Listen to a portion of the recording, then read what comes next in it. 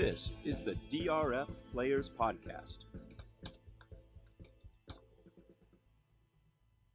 Hello and welcome to the DRF Players Podcast. This is the June 13th edition. It's a Tuesday show. We've got some music playing in the background. I don't know what's going on with that. I'm sure Craig in the studio will get that all sorted out momentarily. It's show 246. I'm Peter Thomas Fornatale, back with you in the Brooklyn bunker. Muggs, the handicapping Labrador, laid out in front of me. She's gassed. It is hot as Hades in the five boroughs. And we did a little stroll around Prospect Park this morning, and it seems like she just completed the Belmont Stakes, the way she's sprawled out here. But that doesn't mean that I don't have plenty of energy, and I'm really excited to talk today all about the Belmont Stakes day, undercard, supercard, whatever you want to call it, the Belmont Stakes itself. And I am joined at the top of the show today by two special guests who share a last name. The first one, you know him, you love him. He's the people's champion. He has a new accomplishment on his resume after this weekend. He is the first and presumably only possible winner of the Kinchin crown. He is Jonathan Kinchin. What's up, my man? What's going on? What's going on? Good to be back on the show. A lot of fun stuff to talk about. I assume we should probably get to it. We will get to it, but not quite yet, because I do want to introduce our second special guest who's here with us today. He is JK's son, Austin. Austin, how are you doing this morning? Good. Excellent. I wanted to ask you a question or two about horse racing before we let you get on with your day and your dad and I go about talking about all the racing from Belmont this weekend. And the first question I wanted to ask you is, have you ever watched horse racing? Yes. And then the second question I want to ask you is, what do you think of it? I don't really like it. You've come to the wrong place, Austin. You've come to the wrong place. But what could horse racing do to make it more exciting to you? Is there something specific about it that could be improved, you think, that would add to the appeal? I think the size says it all. What if they gave away free ice cream? Would that be good? Yeah. No, what if they gave away Pokemon? What if when you got a bet right, you got... No. What if only when we were there, it would only work for us internet to buy dinosaur packs for free? Okay, maybe that'll work. I like it. It's a very creative suggestion. Well, we won't take too much of your time today, Austin, talking about racing. I think we all understand that sigh that you made of frustration. We've all felt that about our favorite sport from time to time. So there's a lot of empathy in these quarters, but we'll let your dad get you sorted out with some other activity for the remainder of the hour here while he and I go over this stuff. Does that sound good for you? He's already gone. Pokemon. Yeah, he's like, my job's done. Well, thank him. Well, his royalty check, everybody who appears on the show gets a gold. No, they don't actually get a gold watch. Anyway, so here we are. It's the Tuesday after the Belmont, and we're going to start off with the big race. JK, what did you think about your boy Tapwrit getting the job done? I thought he ran well. I mean, he got a perfect trip, saved ground down on the inside, and when they turned for home, I think some people that might not watch a lot of racing thought that Irish Warcry was going to get there. I felt like at the top of the stretch, Tapwrit was always going to kind of grind him out. Kudos to Todd Pletcher with what, his third win in the last 11 years, and then 3 seconds that were nasty beats. So whatever Todd's done to figure out what it takes to get a horse ready for this race, others should probably start paying attention. Well, the pattern on all three of his, if not mistaken, and some of those seconds as well, is the old Derby skip the Preakness routine. We're going to talk about that a little bit later in the show, but let's talk a little bit more about the specifics of the race. Sort of a surprising beginning to me, and it seemed like Rajiv on Irish Warcry. Now, I haven't watched the video enough to say this definitively, but sort of the impression I got watching through the binocs was that he ended up on the lead more or less by default, when meantime either wasn't fast enough to make the lead or simply didn't want the lead. Were you surprised by the way the pace shook out in the Belmont Stakes? No, I mean, I think that a lot of people thought Meantime would be forwardly placed. But when you draw the far outside like that with two or three other capable horses to be on the lead to your inside, you don't necessarily have to go to the front. And I think that's what Mike's decision was. It's like, I'm just going to take back and I'm going to sit off of these horses. And if I'm good enough, I'll run by them. And if I'm not, I don't want to be the target. And so, yeah, I mean, I think it shook out a little bit different than, I didn't really think Irish War Cry was going to be on the lead, but I wasn't surprised considering two of his good wins. In fact, his only two good wins, his two triple-digit buyers were going on the front end. So it wasn't a complete surprise to me, but at the same time, I don't think Rajiv regrets the tactics at all. So you think he wanted to be where he was? See, I feel like in the Wood, and maybe I have to watch the race again, that he wasn't stalking, it wasn't a battalion runner. Like, I thought that was the spot he wanted. And I thought, just again, one time through the binocs, watching opinion here, I have seen the replay, but not like to study it, that there was almost something about him that seemed like a little reluctant about being there. Did I just make that up? I may have. No, you're right. I don't know why I said he was on a lead in the Wood. He was actually, you're right. He was off of it. It was a slow pace. I guess that's what was in my mind that made me say that. No, I mean, look, I don't think anyone wants to be on the lead in those types of situations. Especially when some of their best performances come doing something different. I don't think he was hesitant to be there. Maybe he was just a little bit as shocked as we were. You're mentioning that you didn't really expect him to be on the front end, but it wasn't. I don't think it was terribly crazy that he ended up there. No, definitely not crazy at all. I just sensed a little bit of hesitation, and I was just curious what you thought. You've been critical in the past of jockeys who don't, go on when they're on the lead, aren't necessarily aggressive about it. I was not going to be surprised at all if you levied that criticism of the ride on Irish War Cry. I didn't particularly feel that way, but it's something I thought it might be an example of something we've talked about before with front runners, sort of letting not really putting the other horses to the stretch when they have that in advantageous inside forward position. No, absolutely, yeah. I mean, I guess the only critical thing you can say, which is what we'll talk about another horse in a grade one a couple races before, is I think sometimes when you do get the lead, depending on the type of horse you have, I think that there is a move in which you should open up a little bit to get the other horses off the bridle. And like I said, I'm sure we'll get to that in a little bit. You did not feel particularly that way about Irish War Cry. No, not particularly. I mean, I don't think it would have. I mean, it could have changed the outcome if he would have opened up by 3 instead of kind of trying to kind of milk it along, but also could put him off the board. Right, exactly.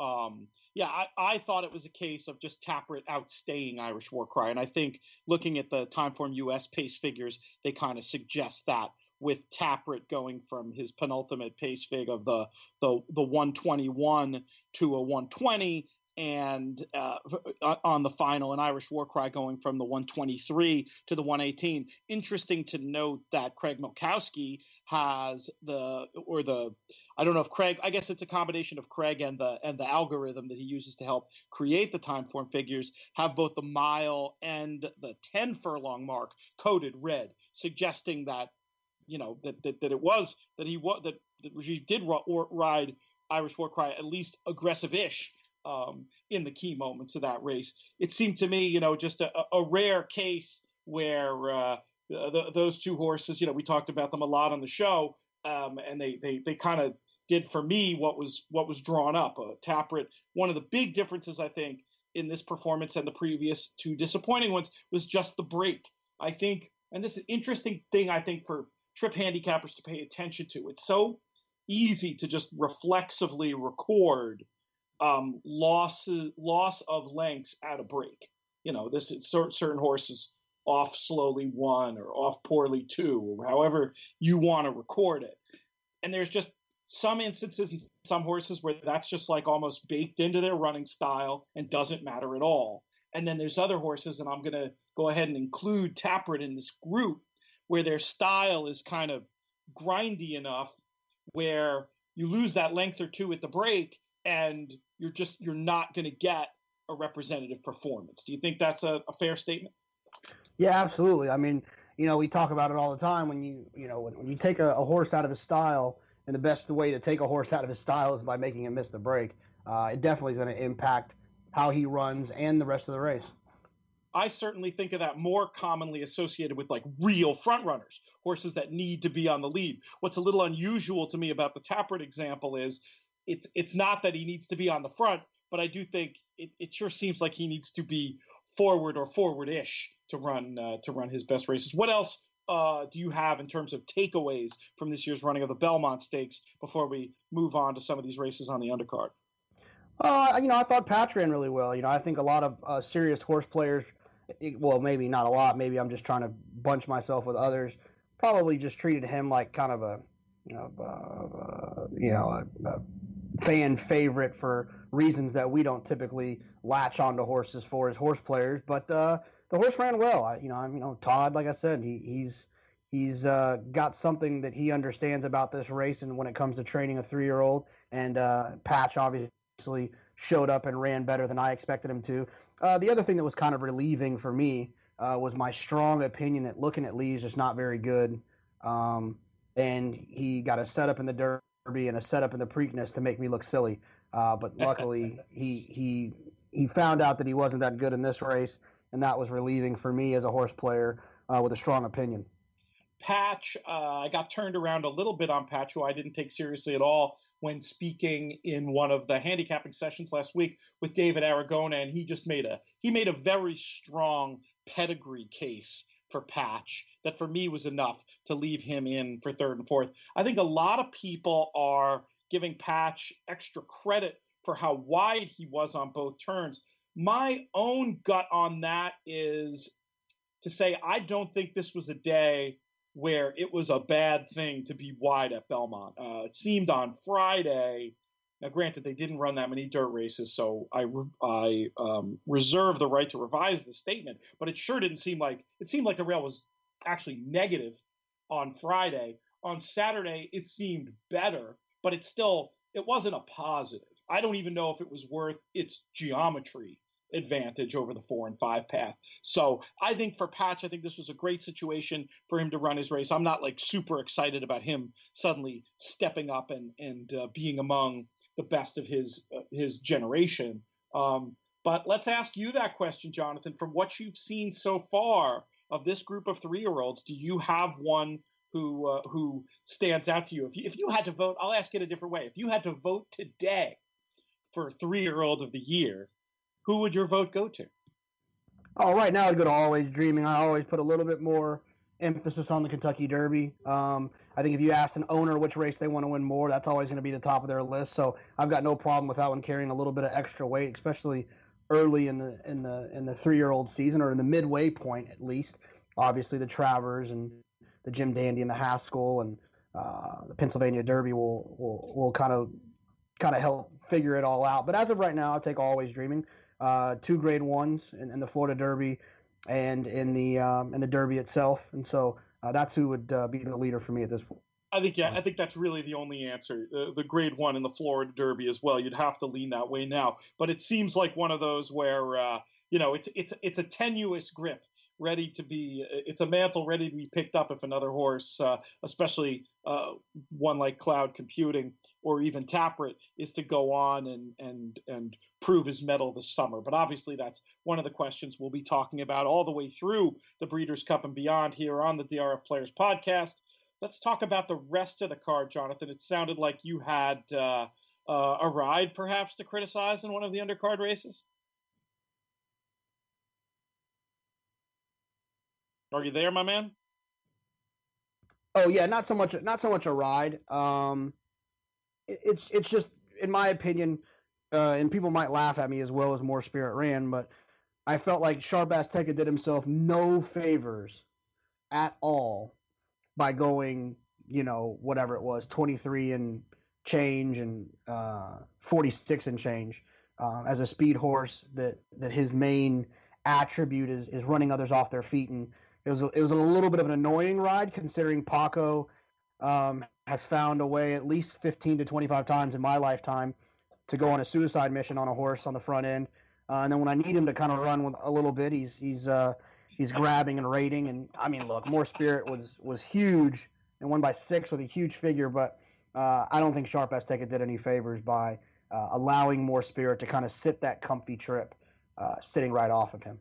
Jerry Bailey's great line, Paco Lopez would rather be on the lead than be president, that he said before the Kentucky Oaks when that sort of suicide mission ride, I know, hurt your and my chances that day. It is kind of funny that only seems to happen when that level of aggressiveness only happens when you don't need it. But it is hard to take anything away from the Mor Spirit romp. I think he came back 117 on the buyer speed figures, 135 raw on the time form, though on the official rating, I think because of that slow pace, the time form figures downgrade him to a 130. As JK would have guessed, all 3 of the early fluorescents coded blue on time form US. So you don't really think it. I mean, I get what you're saying, like a little annoying, but when a horse shows that level of a superior performance, do you really think it made the difference? In a way, I almost feel like Mor Spirit just would have run a faster speed figure in victory had the pace been faster set by Sharp Azteca. No, I mean, look, I don't want to be silly. I mean, Mor Spirit ran a huge race, but if Mor Spirit is wanting to kind of sit that same spot and he's chasing, 22 and 2, 44 and 4, I feel like it's going to really dull his ability to finish the way that he did. Could have set it up for someone else. I'm not saying Sharp Azteca necessarily would have won, but no, I do think it makes a huge difference. I think it makes a really big difference when horses are allowed to kind of keep themselves in contention with a pace that is more suitable to what it is they want to do. It was an interesting running. I don't think anybody would have expected a figure of that level coming out of that race. But I think when you're going to compare it to other big performances in the Met Mile, for example, Frosted from the year before, you do have to consider that soft pace. And I think that the time form algorithm and the way it downgrades that final figure because of that slow pace, that very much matches with my thought in how the race should be handicapped. Let's talk about not just Mor Spirit though, JK, but I'll admit something here. This is a little embarrassing, but it's true. Actually, I'm going to start with a concept, and this concept is I've decided, I love handicapping. I think I'm a good handicapper. Okay, but I feel like my strength as a player is more along the lines of like the overall skills of being a horse player. In other words, taking my own inherent handicapping opinion and then using lots of real-time information as well as all the betting tools at my disposal to try to turn me into a winning player. Not all about handicapping alone. And as such, one of the things I'm happy to do is utilize the opinions of other handicappers whose opinions I trust. Now, you, in my lifetime, have been as good as anybody I've seen, particularly, I joke about it all the time on the show, but particularly when evaluating the chances of certain trainers, particularly Mr. Bob Baffert, he of the silver hair and your silver wig. And I will admit that while I wasn't anti any of Baffert's 3 eventual winners on Saturday, your lack of enthusiasm for the 3 kept me from keying any one of them. So I want to just ask you, what did you get something wrong? Was it just one of those days? Did these Bafferts overperform? What was going on with you and your silver-haired wig on Saturday? No, it's just if you work backwards, Mor Spirit, I thought was going to have to. I thought everyone who I talked to, I told that Sharp Azteca was going to gut Mor Spirit. That didn't happen because Sharp Azteca walked on the lead. So that's one thing I had a strong opinion about that didn't happen. That's fair. Abel Tasman, I thought there's no way she wants to go this short. I figured she wanted to go longer. Baffert has since admitted that she's even going to be better going longer. So I was semi-right about that, but Mike made a brilliant move down on the inside, and others didn't. American Anthem I thought was going to be overbet, and I thought Wild Shot deserved a look based off of his last performance. He was probably, I mean, I was on American Anthem, but I wasn't aggressive about it.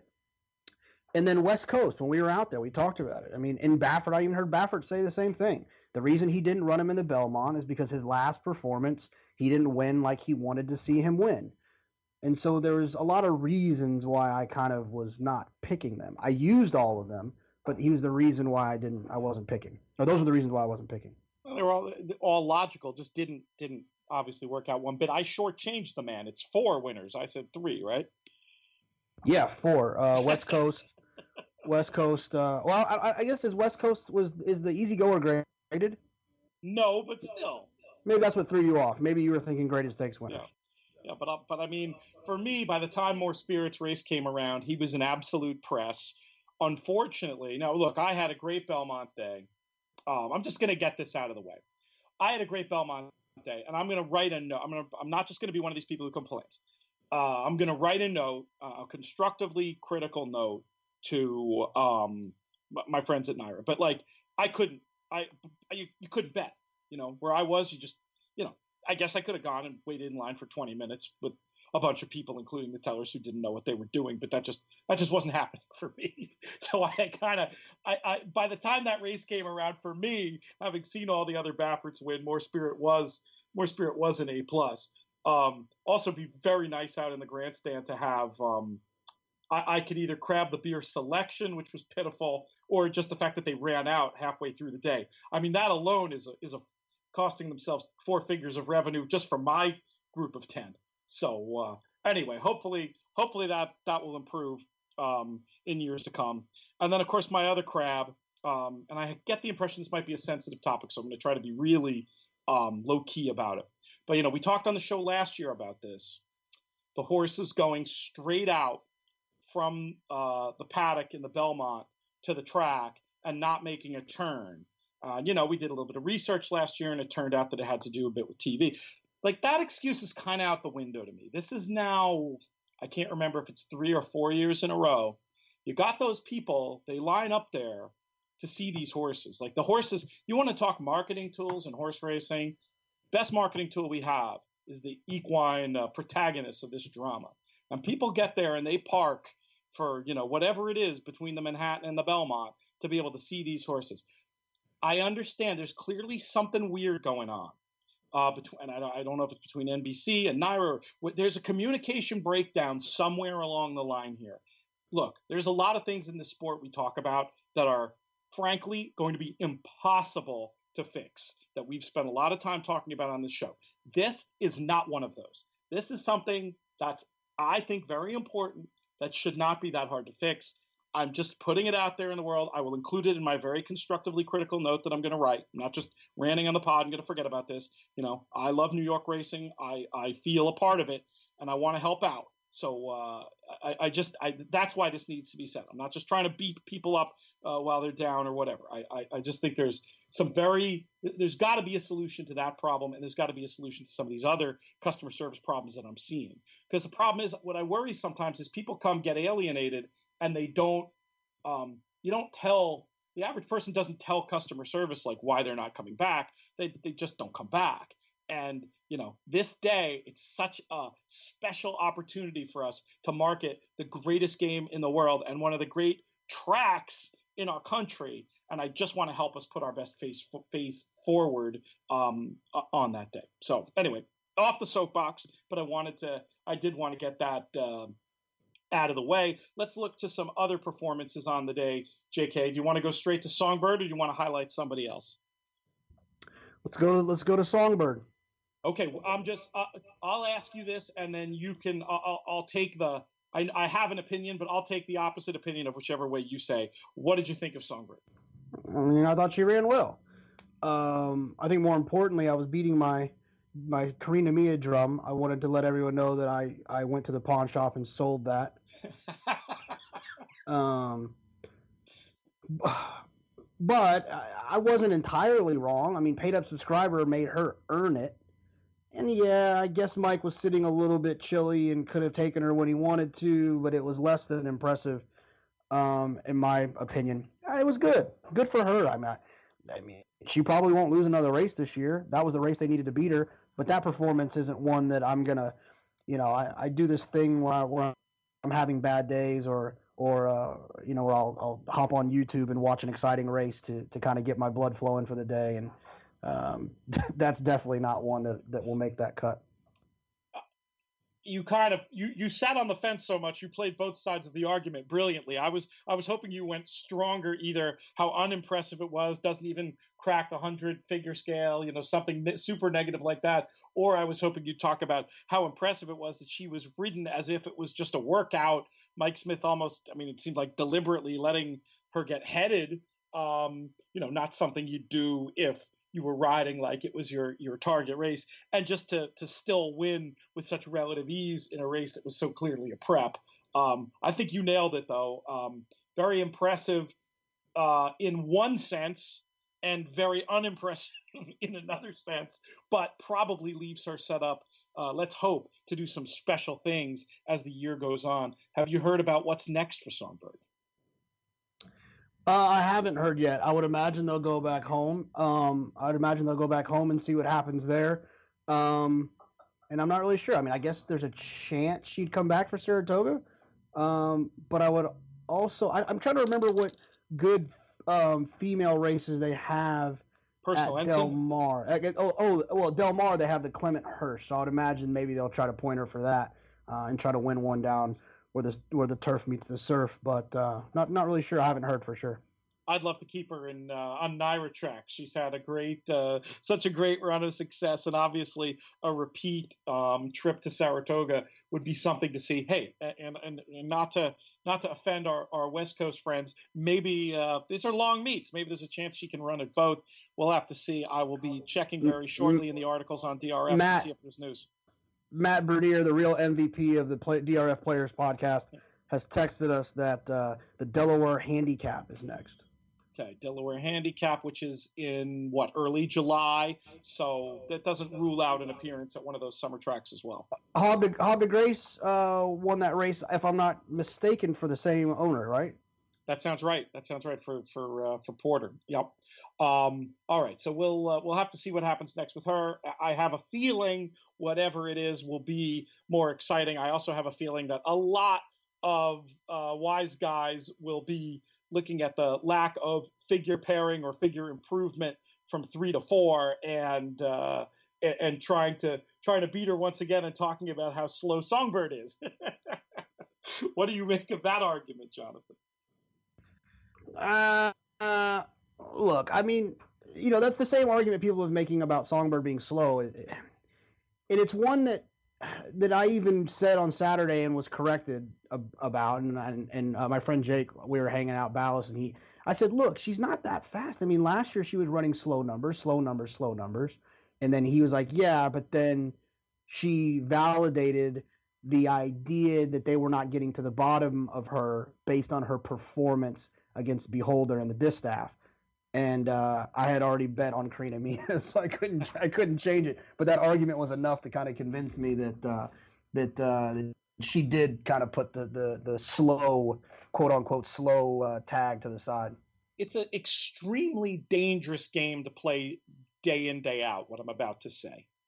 Because most horses, and we know this, and when I say most, we're talking more than 95%, maybe 99%. Their numbers really do tell the tale. They don't. It's so tempting to say, oh, they could have run faster if they had to. 99 times out of 100, that argument is not correct. The numbers tell the tale. Songbird gives me the impression, just visually, watching her toy with rivals, watching her clearly be in a high canter at critical parts of races, I actually think it might be true with her. And then again, I'm not advocating doing this day in, day out. You will go broke doing that day in, day out and trying to make horses who run 95s run 105s. It will not happen. day in, day out. I think it might happen with Songbird, but we'll see. We're going to learn a lot more about her, and she's going to be one of the fun stories. It was so great to have her there, adding that star power on Belmont Stakes Day, and I was very glad to see it. What about the rest of this card on Saturday, JK? Any other performances that stood out? Other interesting betting stories, etc.? Yeah, I guess it's appropriate to have an interesting betting story. Found a friend who was able to participate in some a matchup parlay for me, and it started with on Friday with the Steve Asmussen baby direct dial to beat a Todd horse that barely beat him. It was a 4-team, like a 4-horse parlay or whatever. Paid up subscriber against I think Indulgent. Or maybe is that right? Is Indulgent in that race? No, paid up subscriber versus Highway Star, maybe. Yes. I don't know. I'm going blank on him. Anyway, Highway Star was right. Okay, paid up subscriber, and then the Charlie Baker horse played the gold. What's gold for the king or something like that? Yes. So I hit that one. I'm alive for a very, very, very nice score to who? Say it together. I've said this horse's name more than any other horse in this entire podcast history. I'm alive to Devisidero versus World Approval for a score. And we know how he finally found a way to let me down. Oh, I'm never a fan of people. I bristle when I hear people say, "Oh, that horse owes me money." I think that's a really muggy thing to say that shows a fundamental lack of appreciation of what these equine athletes give us 365 days a year. But even if you were the type to say that horse owes me money, you better never say those words about the Devisidero, or we might have to have a fight. Yeah, he doesn't owe me anything. But I blame it on the 50-second half. He was beaten a half a length. World Approval beat Devisidero a half a length. So I'll blame it on the 50-second half. If we get a pace car out there, as our friend Duke Matisse would say, maybe he would have got up there a little bit, but it happens. It was a slow race all around. Interestingly enough, Timeform didn't have the 50-second half coated blue, but did have the mile and almost 38 mile coated slow. It was tough. It was a tricky race. It was the race that undid me on the day. We talked about getting alive to time test. I managed to make that happen, and it just seemed like time test wasn't fast enough to run down Ascend getting just a beautiful trip and finishing finishing as well as he had to get the job done. Always painful for me to get beat by one of my pet trainers, especially Graham Motion, who I feel like been able to have a whole lot of success with over the years. And I thought that the resultant pick 4, let me see if I can find the payoff. It paid all out of proportion well. And it made me realize, let's see if I have it in front of me here. It made me just realize that here, the $2 pick 4 came back 12,000. The strength of the classic Steve Christ ticket maker betting strategy. If you can just use a horse like Ascend, a horse who isn't going to be on a lot of big bettors tickets, as a C horse, I mean, the other 3 legs are A's. I feel like, JK, I really should have had this pick 4 for 50 cents. I think I would have had my A combinations for, I don't know, $10 in the equivalent tickets. But to be able to bail out and get $3K back for 50 cents with by the time the sequence started, 3 clear A horses and a pet trainer horse who had good enough closing kick to be included. In retrospect, do you think we screwed that one up? Yeah, I mean, if you use 2A, I mean, well, it's hindsight 2020, right? I mean, I didn't even know. It's really bad when you get beat by a horse and you have to look down to see who it is. That's when you know that you were never even close. I mean, I didn't even know who the 5 was. I had to like look at PPs to find out who Ascend was, and maybe that's just maybe that's just what happens on big days. You know, you have such strong opinions in certain races. I mean, so I can't really jump on your bandwagon about that, but yes, I do agree that you should have had it, especially with your affinity for motion. The idea that in any scenario, those, you had 2 singles that won. I mean, if you were singling horses, yes, you would have singled the Chad horse that we probably should talk about in the Just the Game, Antono, and you would have singled Tapwrit if you were forced to single. So the idea is, yes, you probably should have. Probably should have had that for 50 cents. And it's just something to think about in terms of your one zone betting strategy, how powerful that could be. If you're just playing a caveman ticket, I don't think you can have Ascend unless you just had such a contrarian view of that race or something. You had that horse. I mean, some smart people had the horse as a key contender. I could never have as a key contender, but the horse was not a complete X. In the scenarios where something crazy was going to happen, that was among the ones. And right, I mean, Antono was an on-top pick on this show. Tapwrit was an on-top pick on this show. So, should have been there, and going to try to be a little bit more studious. And I mean, I made clever tickets, but I didn't fully follow. I was more messing around with A's and B's.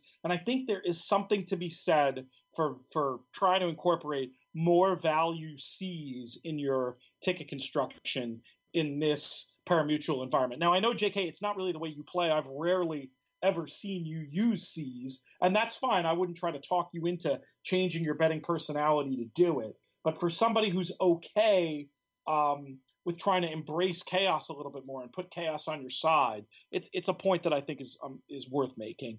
Let's talk about Antono. Boy, I was watching the race through bins. I sort of gave up turning for home. She was so far back.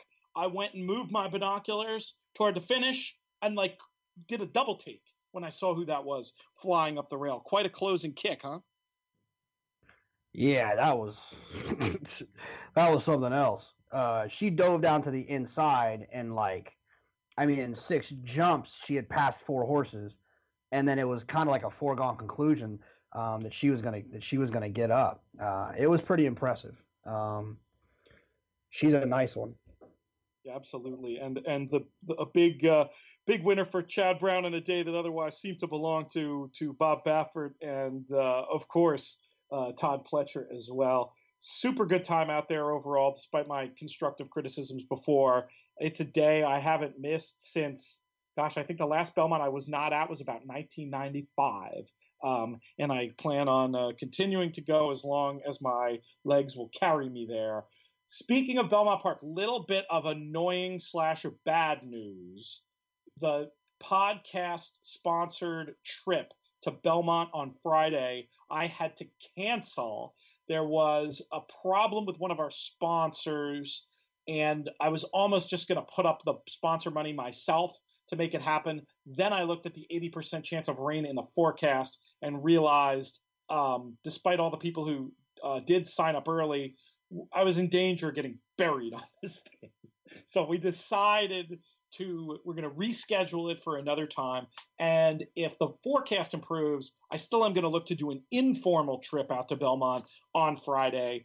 So I'll make it known via Twitter. And if you already signed up to buy a ticket, I'll send you a private email as well, letting you know, give me a chance to buy you a sandwich and a beer for supporting the show and the idea. We'll do something else fun like that. I could also see maybe a podcast after party one of the nights of EquestriaCon up in Saratoga. So, JK, the good news for you is you're off the hook. I was getting ready to make you pack your suitcase for the guilt trip of a lifetime. Now you can just go to Churchill and say the heck with me. No, it's funny. I do this. I'm sure people do this all the time where it's like, you just act like, oh, I was going to come too. I'd already bought my ticket and everything, Pete. God almighty. I mean, I wish you would have let me know sooner. I mean, you're going to buy them a sandwich and a beer. What are you going to do for me? I'll tell you, we've got a room, a basement room for you to stay in Brooklyn whenever you want. That's my counter offer on that one. But what about that idea now? EquestriaCon, it's been officially announced, a big blowout color ad in the racing form on in Saturday's edition. It's this horse racing convention going to be happening in Saratoga. Do you know the dates offhand, JK? I think it's like the 14th and 15th. I'm assuming he just had a muting problem. Yeah, no. Sorry. Yeah, no, I'm trying to, I don't know. I keep missing the mute button. You got to get, I have to get you headphones. We got to get, if you have headphones. Oh, no, I'm heavy muting today because otherwise you'd be hearing about the Jurassic World app and him wanting to buy some cards, and then he's got Pokemon that are running around. So I'm heavy muting. No, it is it starts on the 14th. And I was saying, ironically enough, it's like you're looking over my shoulder. I am looking at red-eye flights from San Diego back out to Saratoga for this. So I've done that trip. It's not super easy, but it's not horrible either. They probably, send you through Philly or Washington or something. And now, since we're talking about it, because I need to know. Well, how long of a drive is it from the city to Saratoga? It would totally depend on the time of the day. 3.5 hours is a good estimate. But that can be extended. It can be probably lessened to about 3:15, depending on how much you speed. And with traffic, can be a horrific 5+. On a Sunday morning, though, it would be. Oh, you'll fly. You'll fly. Yeah. So you're thinking of flying in and driving up? Yeah, landing at JFK at 5 a.m. and then driving up. That wouldn't be terrible. Well, it depends on the damage I do at Del Mar the day before. I'll have to take it easy on the Del Margaritas. I encourage you to look into just doing the jump on another flight and hit Albany. Then you're an easy 40 minutes away. And you know what? Sorry for bringing everyone to our travel zone, but this is the Travelocity version of the DRF Players Podcast. If you know anyone at Travelocity, you can get them to sponsor us. We'll throw in some little jingles. No, but the earliest flight that lands in Albany on Sunday is 9:18 a.m. and our panel starts in 12 minutes after that. Oh, that's not going to work. Yeah, that's not going to work at all. So now the panels that you're on, I am hosting what promises to be a spectacular panel all about handicapping contests. We've got a number of terrific people on there. Barbara Boley is going to be joining us, who's had a ton of success in contests, especially online. Jeannie King, terrific, aggressive live bankroll player. World famous Christian Helmers will be on the panel. The $1 Million Man, Michael Bachok. It's going to be a really good show. What else are you doing? Do you have any other commitments? Yeah, no, I'm on 3. So I am on the handicapping one that you just mentioned, and that one is on Sunday at 9:30 a.m. And then I am on, let's see here, I got them right here. I am on a handicapping workshop on Monday at 10 a.m. Oh, wait, that's the one you're just talking about, right? That's the one you're doing. No, I was talking about, I'm doing the handicapping contest one on, which I thought was on Sunday. But oh, you're right. I'm doing a handicapping workshop on Sunday. Acacia Courtney is the moderator. It's me, Matt Bernier, Michael Bachok, the Big A, and then Brian, your buddy Brian. How do you say that? Nato. Yeah. Okay, that one on Sunday. And then the third one I'm on is Big Scores on Big Days. That's on Monday as well. Matt Bernier is moderating that one. It's me, Joe Applebaum, who won the Breeders' Cup Betting Challenge last year, and then Christian Helmers. Oh, that's terrific. That's a great thing. I don't know. I may protest if you were invited to be on 3 and I was only invited to be on 1. I may have to boycott the whole thing, JK. We'll see. I'll give Dan Torres. Did you? I don't know if and just since we're talking about it, I don't know if you've heard, but the one I'm really excited about, and I'm hoping I'm not going at the same time. I need to check. There's a announcers panel. Oh, fun! Who's going to be involved in that? I believe Durkin. I know Travis, Durkin, maybe Dave Rodman. I'm not sure about Larry because he might have to call, before. But anyways, that one should be fun. That's great. I had a very fun time talking with Mr. Rodman down at Monmouth another big rock and roll guy, as evidence from his calls. We got started on the Beatles, and it was going to be like a 2-hour conversation, so I had to cut it short. But looking forward to grabbing a cold beverage with him at some point and continuing the discussion about rock and roll. Should be fun. So anyway, EquestriCon, they have a website. Google it. Get your tickets. We're going to be there, and we're going to try to find some way to incorporate like a little informal podcast event, whether it's something at the Paddock Bar on the races Sunday or Monday afternoon, or maybe something back at the house. We'll figure out something cool. And JK, should I keep your couch available? Yeah, you should always keep the couch available. If not, I'll just sleep outside in the outdoor shower. I'll just put lay a blanket over there or something. I hesitate to tell you, I don't think you'd be the first one. Let's move on to some listener questions. We got about 15 minutes left. We have tons of good questions. Great one that came in the other day. I'm going to put a pin in that one. There's several good ones. We're going to go straight to this one because we always get positive feedback when we do betting strategy stuff. And we got a question about when to use the all button. I have some thoughts on it, but we'll start with you, JK. You're not generally an all button guy, but I assume there have been times in your life when you've used it. What are those times? Here's my thing. If you're using the all button, then you probably shouldn't be playing the sequence. You don't have an opinion. You're hoping. And I try to avoid betting for hope. There's at least one horse you don't like. There's probably two, and you should probably try to find three. Obviously, it's a 6-horse field. That changes the situation a little bit. For instance, if you're playing the pick 5, and in the first leg, you've got no clue you're going to use the all button, skip the pick 5 and play the pick 4 with the same amount you're going to invest into the pick 5, and you'll be better off in the long run. The same thing is to be said about a double. If you're going to play, 2 by all, then you probably shouldn't be playing the double. Unless you should probably play the pick 3, hoping you have an opinion in the third leg, or you should just skip the sequence altogether. I'm just not an all button guy. I don't see, like I said, it's a hope thing, and I try to make wagers on what I think is going to happen, not on what I hope will happen. We talked before about the idea of wagering personalities, and I think given your wagering personality, that answer makes perfect sense. There are some instances where I will use the all button. However, even when I'm using the all button, in an ideal world, what I'd be doing is trying to weight the all so that maybe it'll be 50 cents to everybody, and there'll be either a couple of horses within there that I actually like a little bit that I'll want for, north of 50 cents, whether it's just $1 or up to $5 potentially, depending on the sequence, or I'll weight the combinations to try to win the same amount, the term that we've used before on the show about Dutching. Sometimes there might be a situation where it makes sense to Dutch a bet with your key horse to every horse in the next race and just weight the combination so you're winning the same. It can become a complicated win bet. So why would you want to do that? Generally speaking, I would want to do that if I thought in this all race that the favorites were weak.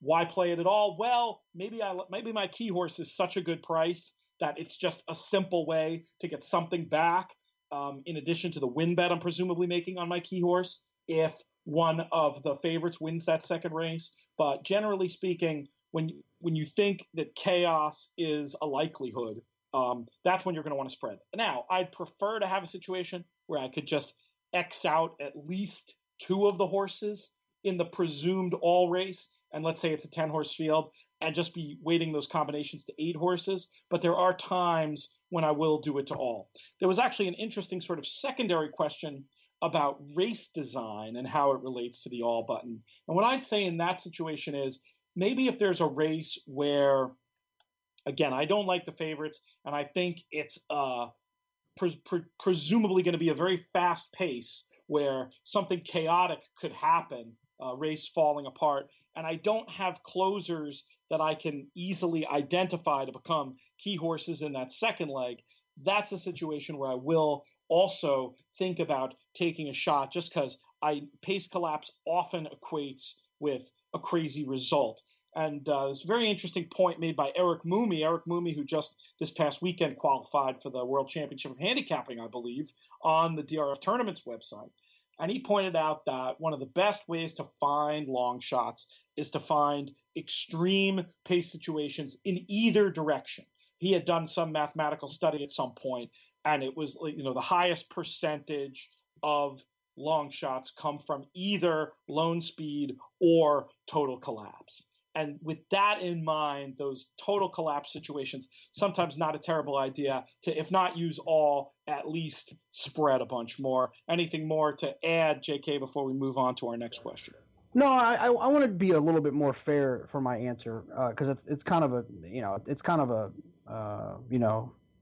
the Earth is flat answer where you're not really listening to anything else. Here's the thing: if there's a sequence, let's just stay with pick 4. If you hit the all button in the first leg or the fourth leg, you're wrong, in my opinion. If it's the first leg, then wait and play the pick 3. If it's the fourth leg, then play the pick 3. It's better to have a $7 pick 3, in my opinion, than it is to have a $1 pick 4 in a spot where you're hoping that something crazy happens. If the favorite wins, you're going to lose money on your investment, most likely. The only way that I would justify the all button is if you have a strong opinion that bookends. The first leg, third leg, strong opinions. First leg, fourth leg, strong opinions. Second leg, fourth leg, strong opinions. And that one little middle spot that you can't multi-race around, then I'm fine with you using the not that, like, then it makes a little bit more sense using the all button. But I still think in a 10-horse field, there's one or two you just don't need. Yeah, I think our ideas are pretty similar. I probably should have underlined the importance of pick the right pool to begin with. Don't say, I'm a pick 4 player, I'm a pick 5 player. I get it. Like, it's cool to lean towards certain bets and have inclinations, but I think you're going to be able to improve your ROI almost instantly by looking at the races and letting the races point you to a pool than having the tail wag the dog and say, oh, I'm going to play this race because it's in the sequence that's convenient to play. So I think JK's point is dead on. If you can just find a double and put a lot more money in that double, you're going to have a very good chance to make as much money. But I do think that this idea, it sort of ties back to what I was saying before about Ascend too.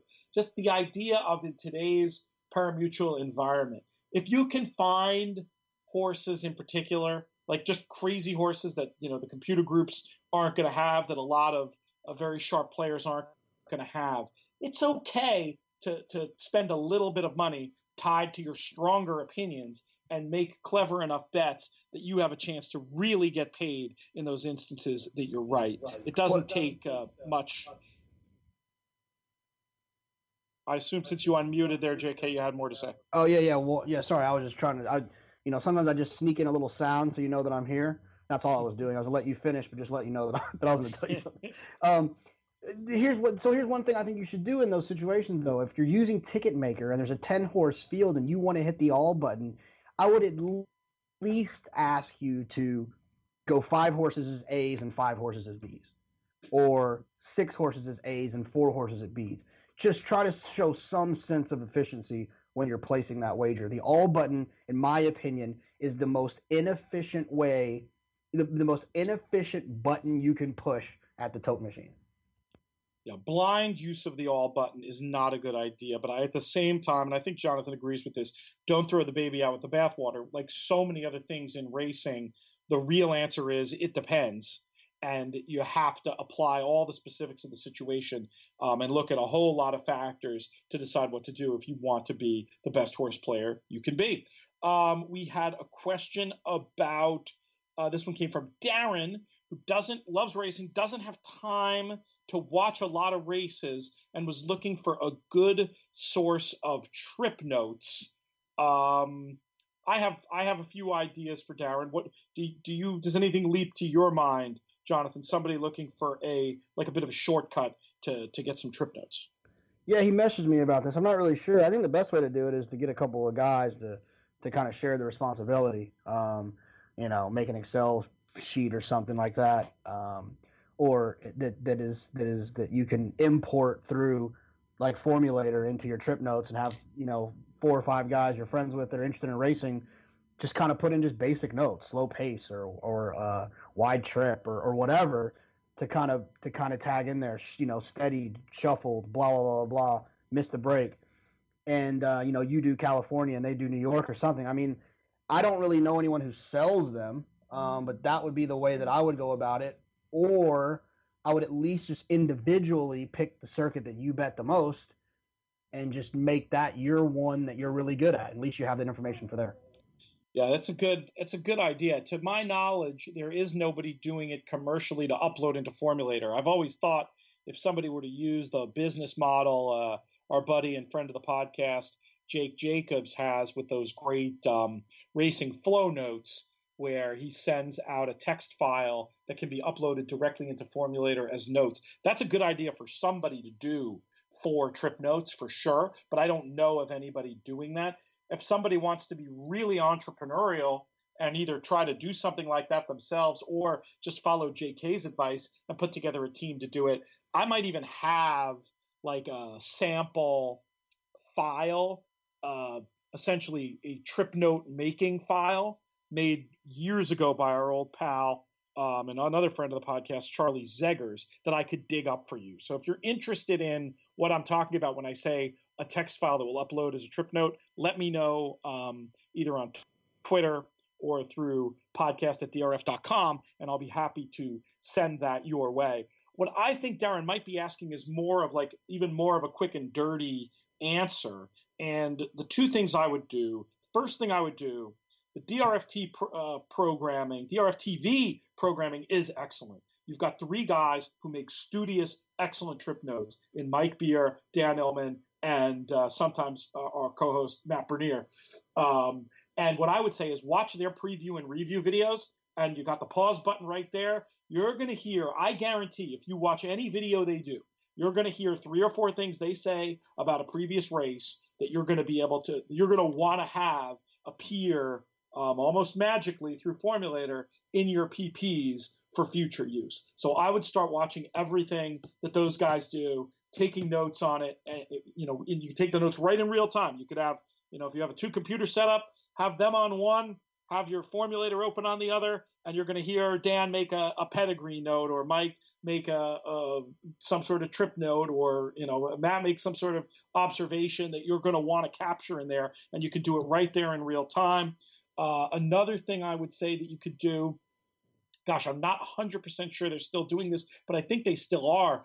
Naira was doing these excellent trips and traps videos with Andy Serling and Richard Migliori. And also they had a show called National Race Review or something, some sort of show where they went through a similar exercise to what we do on DRF TV, where they're giving their notes. Maybe something they say is going to resonate with you. Particularly, Andy's has excellent trip notes, but I'm thinking Mig in particular with something about a horse's physicality or something he sees in a horse's stride. That if you convert that to a note, those are the kind of things that are going to pay dividends. So if you don't have the time, it's probably best to do like JK said and have the time to do the work yourself. But if you don't have the time to do the work yourself, you can still in an hour a week get better than average trip notes on all the stakes races, the horses who are going to be running on racing's biggest days, like the Derby Day, like Belmont Day, like the Breeders' Cup.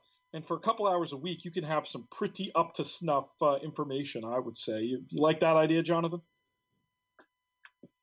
Absolutely. Yeah, I mean, it's a little bit of work, right? But I mean, but you're look, especially, here's the thing. If you're a weekend warrior, then the races that you're betting a majority of the time are the good ones anyways, right? So one of the things that you can do that I've seen some other people do is don't do trip notes for claiming, starter allowance, maiden claimers. Just do trip notes for maiden races, allowance races, and stakes races. And if you're a weekend warrior, those are the only races you're probably betting anyways. Well, in most situations. I mean, there'll be some claimers sprinkled in there, but then you can kind of just do the old school work and watch the replays then. But for the sake of timing and help and being prepared and keeping up with what's going on, it's not really that heavy of a workload to do just the stakes races and then to sprinkle in some of the races that will eventually feed into the stakes races. I think that sounds like it makes a lot of sense. And for folks out there wondering, well, how do I've never made trip notes. I'm interested. What should I do? Great news for you all. Book coming out later this summer. Mike Maloney, Horse Player, it's called. I had the pleasure to co-write this book. It's in production now. It is looking spectacular, if I do say so myself. An entire chapter in there, long chapter on how to make trip notes, long chapter on how to make bias notes for folks who are chomping and want to get going right away. I always suggest the Beyer books, particularly the Winning Horse Player, to me, very, very modern approach to incorporating trip notes with the speed figure handicapping many of us are rooted in. So check out the Winning Horse Player in the short term, the other Beyer books if you'd like, and then get ready because it'll be available for pre-order soon, and you'll probably get sick of hearing us talking to and about Mike Maloney on this podcast once this book comes out, because hopefully we'll get a chance for him to spend some time with us and get a chance to share his wisdom. In the sake of not making you self-promote your book, I will say this, that the world hasn't heard a lot from Mike Maloney, and I can't tell you how excited I am for them to do that. I know how much attention we get and how much praise we get when we're fortunate enough to have Paul and Duke Matisse and those guys on, and I think the world will really enjoy the opportunity to get to know Mike, what he does. He's a special man and a special handicapper, and I'm looking forward to reading it as well. Excellent. All right, well, that is all the time we have. I want to thank Jonathan Kinchin. I especially want to thank Austin Kinchin for letting us borrow Dad for an hour here on this very hot in New York City Tuesday. We're going to be back on Friday. On Friday, we're going to talk about what the schedule is going to be. The following 3 weeks are going to be a little interesting, as I will be making my journey to Royal Ascot, and that is going to be affecting the timing of some of our shows. But we'll cross that bridge next week when we come to it. Until then, I want to thank everybody out there for listening. I'm Peter Thomas Fornatal. May you win all your photos.